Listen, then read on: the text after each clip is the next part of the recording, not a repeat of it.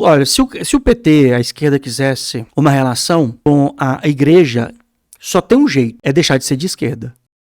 O Partido dos Trabalhadores lançou uma carta aberta voltada aos evangélicos, combinando citações bíblicas com propostas de governo e defesa da reeleição do presidente Luiz Inácio Lula da Silva. O documento foi divulgado após o 4º Encontro Nacional de Evangélicos do partido, realizado em Brasília. Na mensagem, o partido rejeita a ideia de que os evangélicos formem um bloco político único e afirma que o grupo não fala em nome de todas as denominações religiosas. A carta também critica o uso da fé como instrumento de manipulação política. O texto é estruturado com trechos da Bíblia e associa temas religiosos a pautas como ampliação do Bolsa Família, Minha Casa Minha Vida, farmácia popular, isenção do imposto de renda para quem ganha até R$5.000, fim da escala 6x1, reforma agrária, políticas para a juventude, saúde da mulher e acesso da população negra à justiça.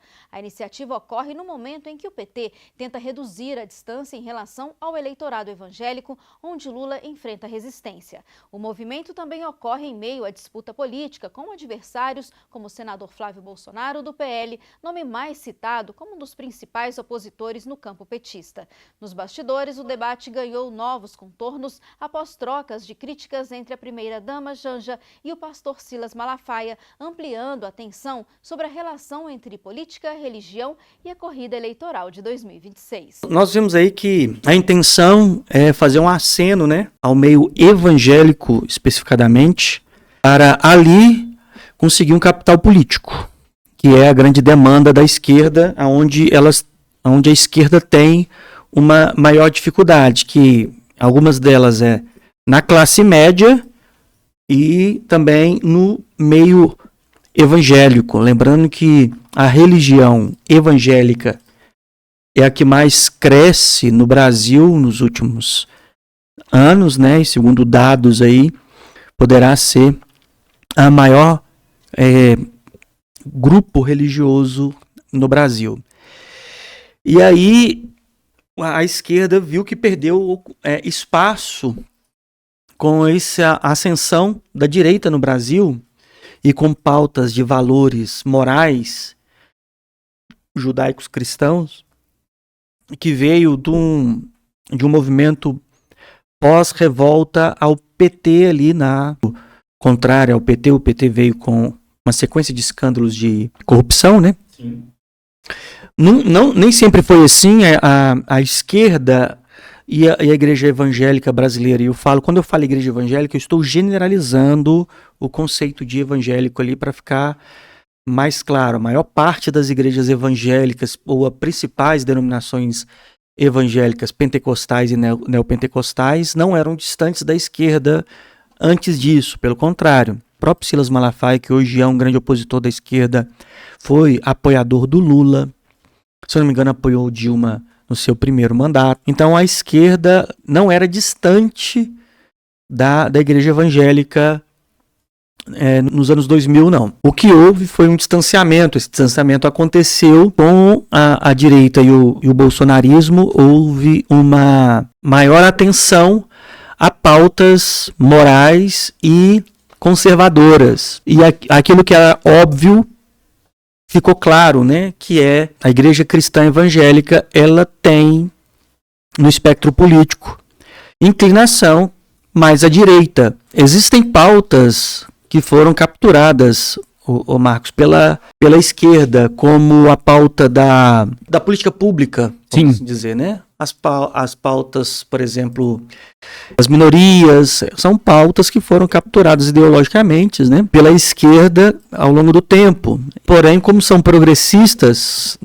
abandonaram intencionalmente pautas que têm a ver com conservadorismo. Então, ao longo desses anos, parece que a igreja evangélica, genericamente falando, ela se identificou mais com as pautas conservadoras dos costumes do que as pautas que a esquerda levantou ao longo do tempo. Aquelas pautas voltadas a minorias, a ajuda aos pobres, né? Essa sempre foi o argumento da esquerda, né? E aí, nessa balança moral, pesou-se mais as pautas morais conservadoras que a igreja, que a esquerda, por causa do seu progressismo, marxismo cultural, tendenciou a não se alojar nessas pautas conservadoras. Pelo contrário, né? É fundamental que eles se distanciem dessas pautas aí. Então, essa carta não é a primeira vez, tá? Ela já aconteceu em outros momentos. Eu ia falar isso agora, cara. Eu pesquisei aqui.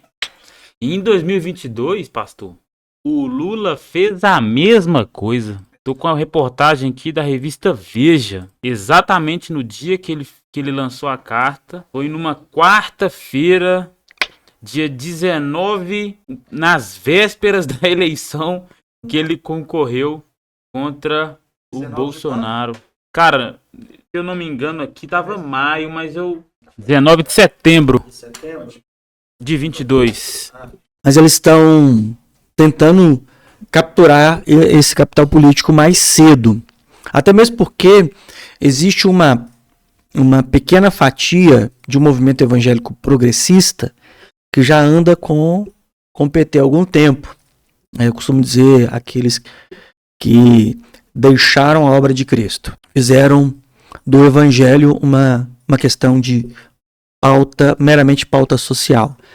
E aí a gente precisa diferenciar, daqui a pouco a gente vai fazer isso, né? Diferenciar o que é cristianismo e o que é esquerda. A gente pode diferenciar isso e ver o problema, porque é o seguinte: o cristão vai olhar, porque a carta fala de algumas pautas, por exemplo, como pautas trabalhistas, direitos de negros, né?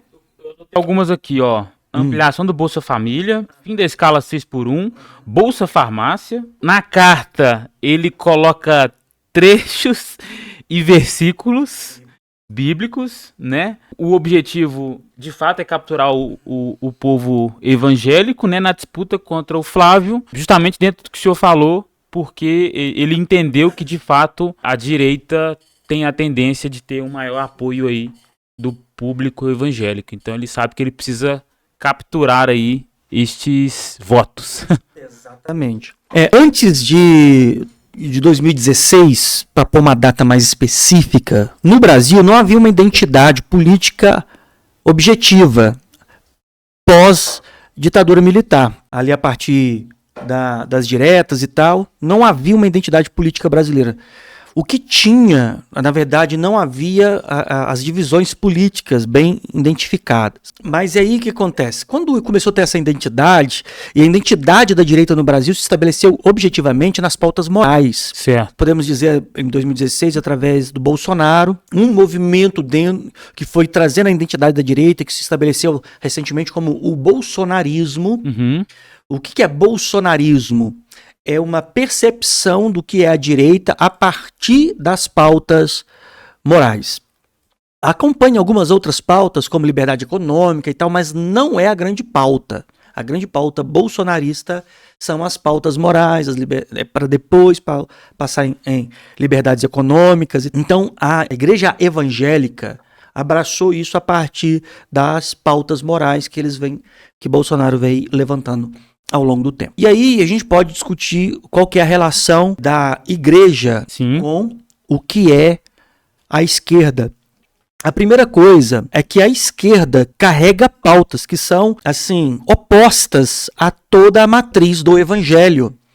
Porque quando o esquerdista fala que a esquerda é cristã, ele está pensando assim, ele está imaginando um Jesus socialista que tem a intenção de, pelo Estado, criar mecanismo de imposição aonde as pessoas serão obrigadas a sustentar um Estado inchado pela desculpa de que esse Estado vai suprir as necessidades do povo. Esta seria a visão do que seria Jesus Cristo.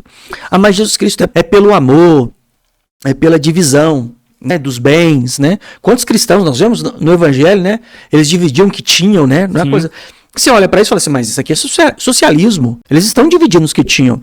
E normalmente quem é de esquerda e é cristão, ou se julga cristão, ele tenta pontuar o seu esquerdismo a partir dessa leitura que é feita sobre Jesus Cristo sendo alguém que dividia os bens e tal.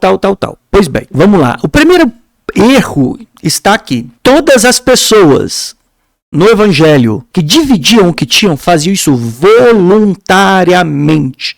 Não por uma imposição de uma ideologia ou de um estado coercitivo. Mas não dividir com o próximo. Não. Era uma demanda da igreja internamente, que eles olhavam um para o outro e achavam que aquilo era possível. Perfeito. Tanto é que no livro de Atos nós temos um fenômeno acontecendo ali com Ananias e Safira, que foram mortos por Deus, pelo Espírito, não é porque não entregaram tudo, é porque mentiram contra Deus. Porque o que Deus falou com eles é o seguinte: não eram teus essas coisas? Porventura não eram seus? Abre aí, tenta achar aí. Ananias e Safira, Atos 5, né?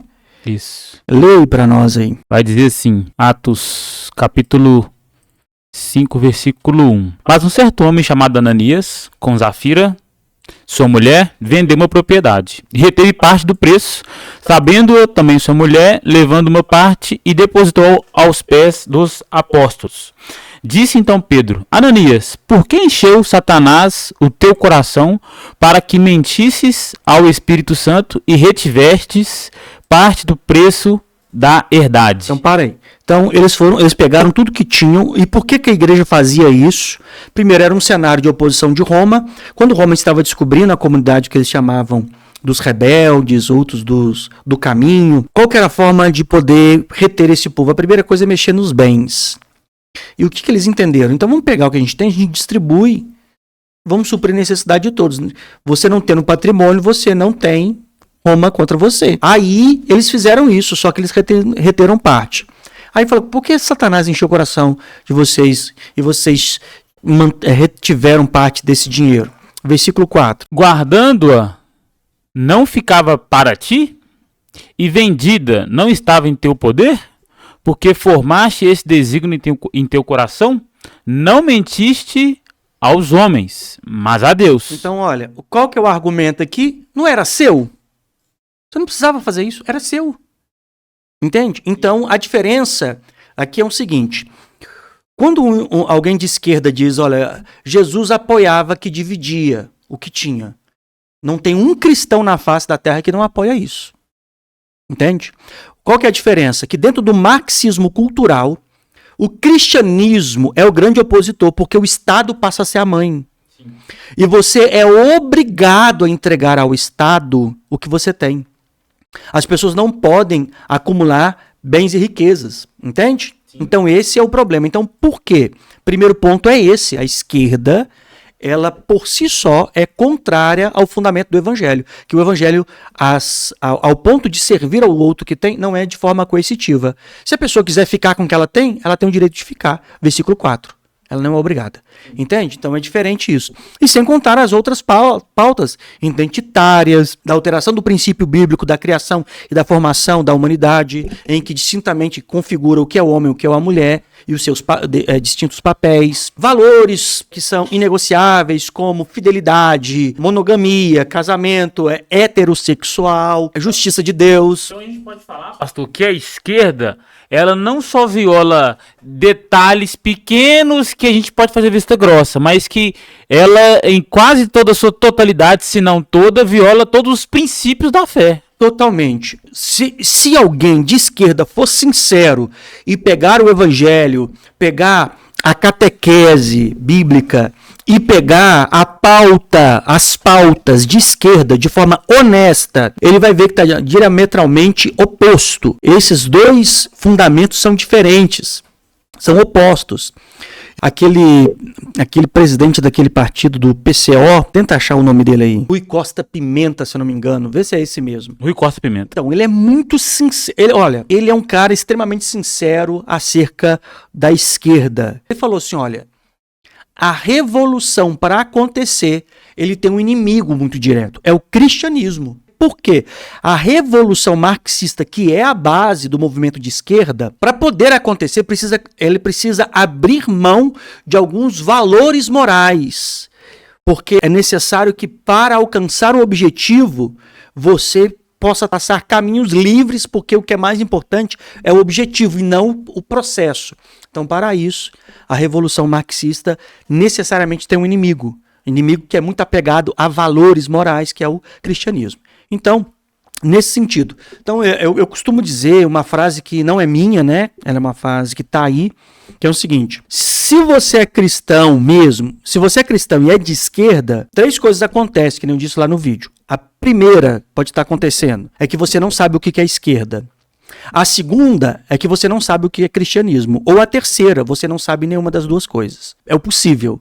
Porque se você for honesto e buscar entender o que é esquerda, você não pode ser cristão. E o recado pro cristão legítimo, que entende esses pontos que o senhor está falando, é distanciar desse discurso lulista de esquerda que é contrário à fé. Exatamente, não há aproximação, não há relação. Olha, se o PT, a esquerda, quisesse uma relação com a igreja, só tem um jeito, é deixar de ser de esquerda. Só. Porque essa carta deveria vir contra o aborto, contra a identidade de gênero, contra crianças na parada LGBT, contra ideologias nas escolas. Aí você ia ver, peraí, então é isso? Se o PT deixasse de ser esquerda, né, que eu acredito que nunca vai deixar, na verdade, para mim, isso nada mais é do que uma serpente se enroscando numa árvore. E aquele que não der atenção à ordem de Deus vai cair. Mas eu acredito que a esquerda não vai conseguir esse tipo de capital político, tá? O que ela está querendo fazer é só um aceno mesmo. Existem algumas personalidades que são da igreja evangélica, que aí ser igreja evangélica não necessariamente é ser cristão. Cristão é uma característica muito objetiva, ser evangélico é muito subjetivo. Isso não quer dizer muita coisa, mas eles têm algum capital de algumas dessas pessoas, até mesmo porque houve pessoas que eram da direita e submeteram agora por interesses políticos a acompanhar a esquerda. Teve um deputado aí que era até pastor da Assembleia de Deus que passou agora a dar muita atenção à esquerda e isso vai acontecer, né? O pêndulo moral desses caras vão sempre ir de acordo com seus interesses. Mas enfim, a esquerda não vai conseguir captar o que ela está esperando, não. Essa carta ela sempre fez, nunca surtiu um efeito adequado. O que tem nessa carta são linhas genéricas, entende? É uma linha genérica sobre questões sociais de forma muito genérica. Coisas que a esquerda sempre pontuou que faz,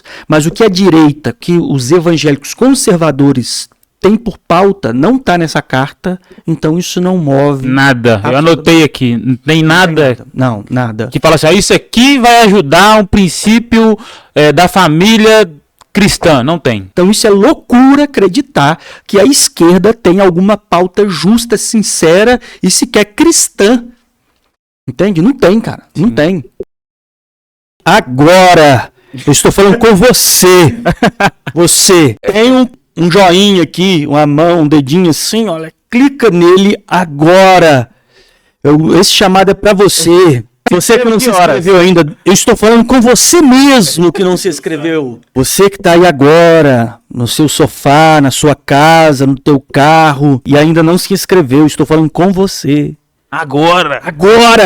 Se inscreva no nosso canal.